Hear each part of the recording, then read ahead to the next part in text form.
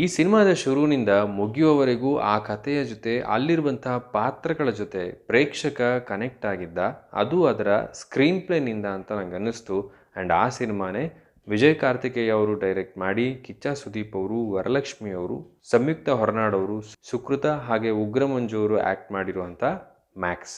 ಸಿನಿಮಾದ ರಿವ್ಯೂಗೂ ಹೋಗೋಕ್ಕೂ ಮುಂಚೆ ನೀವಿನ್ನೂ ನನ್ನ ಚಾನಲ್ಗೆ ಸಬ್ಸ್ಕ್ರೈಬ್ ಆಗಿಲ್ಲ ಅಂದರೆ ಈಗಲೇ ಸಬ್ಸ್ಕ್ರೈಬ್ ಆಗಿ ನೋಟಿಫಿಕೇಷನನ್ನು ಆನ್ ಮಾಡ್ಕೊಳ್ಳಿ ಅಂತ ಹೇಳ್ತಾ ವಿಷಯಕ್ಕೆ ಬರೋದಾದರೆ, ಸಿನಿಮಾದಲ್ಲಿ ಮುಖ್ಯವಾಗಿ ಸಿಗೋದು ಅರ್ಜುನ್ ಮಹಾಕ್ಷಯ್, ಒಬ್ಬ ಪೊಲೀಸ್ ಇನ್ಸ್ಪೆಕ್ಟರ್. ಒಂದಷ್ಟು ಒಳ್ಳೆಯ ಕೆಲಸಗಳಿಗಾಗಿ ಆಗಾಗ ಸಸ್ಪೆಂಡ್ ಆಗ್ತಾ ಇರ್ತಾನೆ. ಸೊ ಈ ಸಸ್ಪೆನ್ಷನ್ ಮುಗಿದು ಒಂದು ಸ್ಟೇಷನ್ಗೆ ಡ್ಯೂಟಿಗೆ ರಿಪೋರ್ಟ್ ಮಾಡ್ಕೊಳ್ಳೋಕ್ಕೆ ಬಂದ ಇವನು ಅಚಾನಕ್ಕಾಗಿ ನಡೆಯುವಂಥ ಒಂದು ಇನ್ಸಿಡೆಂಟ್ನಲ್ಲಿ ಇಂಟರ್ಫಿಯರ್ ಆಗ್ತಾನೆ. ಅದು ಒಂದು ಬೇರೆಯ ರೂಪವನ್ನೇ ಪಡೆದುಕೊಳ್ಳುತ್ತೆ. ಇದರಿಂದ ಸ್ಟೇಷನ್ನಲ್ಲಿ ಇದ್ದಂತಹ ಎಲ್ಲ ಸ್ಟಾಫ್ ತೊಂದರೆಗೆ ಸಿಗಾಕೊಳ್ತಾರೆ. ಸೊ ಆ ಇನ್ಸಿಡೆಂಟ್ ಏನು, ಅದನ್ನು ಅವನು ಹೇಗೆ ಸಾಲ್ವ್ ಮಾಡ್ತಾನೆ ಆ್ಯಂಡ್ ತನ್ನ ಸ್ಟಾಫನ್ನು ಹೇಗೆ ಕಾಪಾಡ್ಕೊಳ್ತಾನೆ ಅನ್ನೋದನ್ನೆಲ್ಲ ನೀವು ಸಿನಿಮಾಕ್ಕೆ ಹೋಗಿ ನೋಡೇ ತಿಳ್ಕೋಬೇಕು. ಸಿನಿಮಾದಲ್ಲಿ ಇಷ್ಟ ಆಗಿದ್ದು ಇದರ ಸ್ಕ್ರೀನ್ ಪ್ಲೇ. ಒಂದು ಇನ್ಸಿಡೆಂಟ್, ಅದರ ಸುತ್ತ ನಡೆಯುವಂಥ ಒಂದು ಕಥೆಯನ್ನು ತುಂಬ ಚೆನ್ನಾಗಿ ಬರೆದುಕೊಂಡಿದ್ದಾರೆ. ಆ್ಯಂಡ್ ಒಂದು ರಾತ್ರಿಯಲ್ಲಿ ನಡೆಯುವಂಥ ಕತೆ ಇದು ಆ್ಯಕ್ಚುಲಿ ಚಾಲೆಂಜಿಂಗ್. ಪ್ರತಿ ನಿಮಿಷ ಕೂಡ ಇಂಪಾರ್ಟೆಂಟ್ ಅನಿಸುತ್ತೆ. ಅದನ್ನು ಸ್ಕ್ರೀನ್ ಮೇಲೆ ಟೈಮ್ ಸಮೇತ ಎಕ್ಸ್ಪ್ಲೇನ್ ಮಾಡಿದ್ದಾರೆ. ಆ್ಯಂಡ್ ಕತೆಗೆ ಏನು ಬೇಕೋ ಅಷ್ಟನ್ನು ಮಾತ್ರ ಬರೆದುಕೊಂಡಿದ್ದಾರೆ. ಇದು ಇದರ major plus point.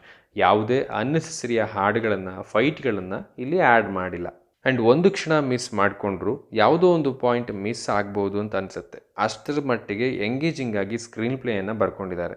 And interval block ಕೂಡ ಚೆನ್ನಾಗಿತ್ತು. ಸೆಕೆಂಡ್ ಹಾಫನ್ನು ನೋಡೋದಕ್ಕೆ ನಮ್ಮನ್ನು ವೆಯ್ಟ್ ಮಾಡಿಸುತ್ತೆ. ಆ್ಯಂಡ್ ಆ ಲೈವ್ ಲೊಕೇಶನ್ 10 ಮಿನಿಟ್ಸ್ ಐಡಿಯಾಗಳನ್ನು ಬರೆದುಕೊಂಡಿರೋದು ಕೂಡ ಚೆನ್ನಾಗಿತ್ತು. ಆ್ಯಂಡ್ ಪ್ರತಿಯೊಂದು ಇನ್ಸಿಡೆಂಟ್ನ ಡೀಟೇಲಿಂಗನ್ನು ತುಂಬ ಚೆನ್ನಾಗಿ ಬರೆದುಕೊಂಡಿದ್ದಾರೆ. ಆ್ಯಂಡ್ ಅವುಗಳನ್ನು ತುಂಬ ನೀಟಾಗಿ ಕನ್ವೆ ಮಾಡಿದ್ದಾರೆ ಕೂಡ. ಆ್ಯಂಡ್ ಇದರ ಮೇಜರ್ ಪ್ಲಸ್ ಪಾಯಿಂಟ್ ಅಂದರೆ ಅದು ಸುದೀಪ್ ಅವರು. ಬಹಳ ದಿನಗಳ ನಂತರ ಈ ರೀತಿಯ ಒಂದು ಮಾಸ್ ಲುಕ್ನಲ್ಲಿ ಸುದೀಪ್ ಅವರನ್ನು ನೋಡಿ ಒಂದಷ್ಟು ಖುಷಿ ಕೂಡ ಆಯಿತು. ಇಡೀ ಸಿನಿಮಾ ನಮಗೆ ಅರ್ಜುನ್ ಮಹಾಕ್ಷಯ್ ಮಾತ್ರ ಕಾಣ್ತಾನೆ. ಅಷ್ಟರ ಮಟ್ಟಿಗೆ ಸುದೀಪ್ ಅವರು ಆ ಪಾತ್ರದಲ್ಲಿ ಇನ್ವಾಲ್ವ್ ಆಗಿ ಪ್ರೇಕ್ಷಕನನ್ನು ಹಿಡಿದಿಟ್ಕೊಳ್ತಾರೆ.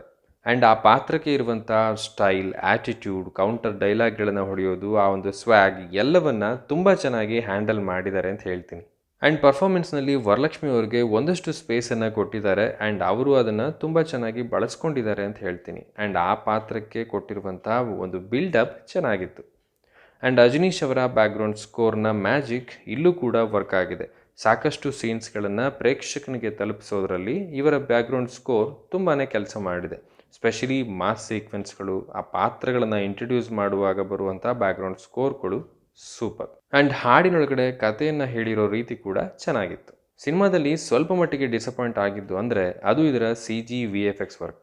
ಸಾಕಷ್ಟು ಸೀನ್ಸ್ಗಳಲ್ಲಿ ಇದರ ಫಿನಿಶಿಂಗ್ ವರ್ಕ್ ಆಗಿಲ್ಲ ಅನ್ನೋದು ಎದ್ದು ಕಾಣ್ತಾ ಇತ್ತು. ಇದರಿಂದ ಆ ಸೀನ್ನ ಒಂದು ಇಂಪ್ಯಾಕ್ಟ್ ಒಂದಷ್ಟು ಮಟ್ಟಿಗೆ ಕಡಿಮೆ ಆಗ್ತಿತ್ತು. ಆ್ಯಂಡ್ ಸೆಟ್ಸ್ಗಳನ್ನು ತೋರಿಸಿರೋ ರೀತಿ ಕೂಡ ಅದು ಸೆಟ್ ಹಾಕಿರೋದು ಅನ್ನೋದನ್ನು ತುಂಬಾ ನೀಟಾಗಿ ಕನ್ವೆ ಮಾಡ್ತಿತ್ತು.